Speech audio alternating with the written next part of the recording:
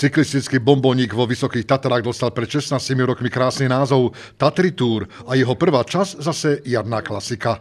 Ak vyjde počasie, a tohto roku vyšlo, sú to vari najkrajšie preteky v strednej Európe. Mnohí tak vravia.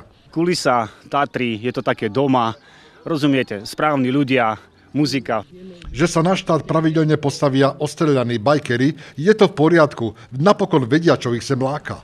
Po tých rokoch sa tu vykryštalizovalo také štartové pole, že sa sem hocikto neodváži prísť. Proste je to také dosť náročné, aj technicky, aj fyzicky to spraviť.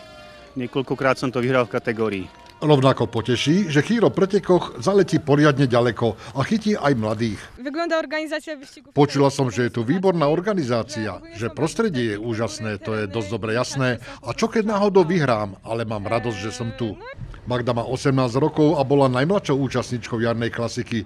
Ostrý štát bol v Tatranskej Lomnici a 165 pretekárov čakala trať dlhá 118 kilometrov. S veľkou pravdepodobnosťou len zaevidovali fakt, že prejdú 3 národnými parkami. Vysoké a nízke Tatry a Slovenský raj. Medzi Kežmarkom a Hozelcom sa inak kompaktný peletón začal meniť na väčšie skupinky podľa toho, že kto mal koľko síl. Trať viedla aj cestami 2. a 3. triedy, čo bolo pre mnohých náročné, ale aj to patrí k cyklistike. Aj zábery z našej reportážnej kamery vravia, že to napríklad pri výjazde zo Žakoviec nebolo jednoduché. Najviac síl stáli cyklistov stúpania, celkové prevýšenie 1747 metrov a námaha s ním spojená sa primetla najmä do záverečnej časti zo Starého Smokovca na Hrebienok. Tam sa vedúca skupinka definitívne roztrhala a do cieľa prišiel ako víťaz Poliak Marcin Cieluch.